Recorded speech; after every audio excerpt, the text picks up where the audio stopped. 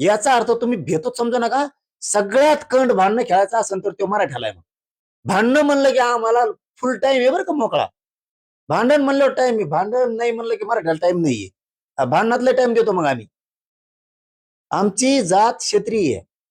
आम्ही जर एकदा तर लागलो ना तर तुम्हाला आखडणार नाही बरं का. मुख्यमंत्री साहेबांना सुद्धा च्या माध्यमातून सांगतो की मुनीर भाई आखाडा बरं काही हे घेण्यान देण्याचं मारवड्याचं आणि मराठ्याचं लावून देते. हे मुनीर भाई येत नवीन मुनीर भाई झाले आता हे मुनी नाही राहिले आता हे मुनीर भाई झाले आता. हे मुनीर भाईला आखाडा नसता. मुनीर भाई 100% टोले खाणार कारण मुनीर भाई भातच खातोय नुसता एका टोल्यातच खाली पडत. मला जे बोलायचं ना मी ते खरं सांगत असतो. जर तुम्हाला नाही आकडे ना पुढच्या काळात आम्हाला मग बघावं लागतं. आम्हाला रस्त्यावर यायची सरकारनं वेळ येऊ देऊ नका.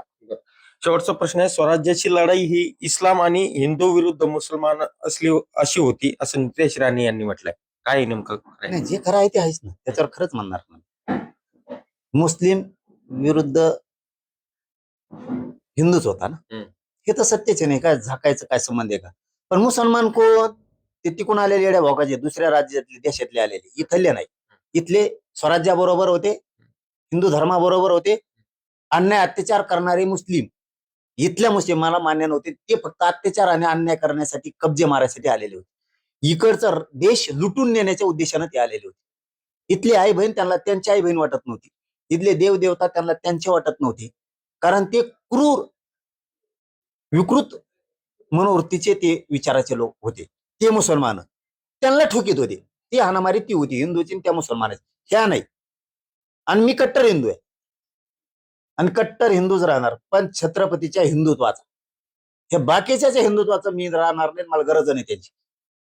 माझे छत्रपती शिवराज सगळ्या जाती धर्मासोबत घेऊन चालत होते. ते हिंदुत्व आम्हाला मान्य. इथल्या मुस्लिमांना इथल्या हिंदूंचा इथल्या हिंदू राजांचा त्रास नव्हता. हे बाहेरून जे आलेले होते नाही पिलावळी याला ठोकीत होते धरून आणि ते करायचे ना. त्या मुसलमानला आणत होतो आम्ही. ते नव्हते तिकडून आलेले.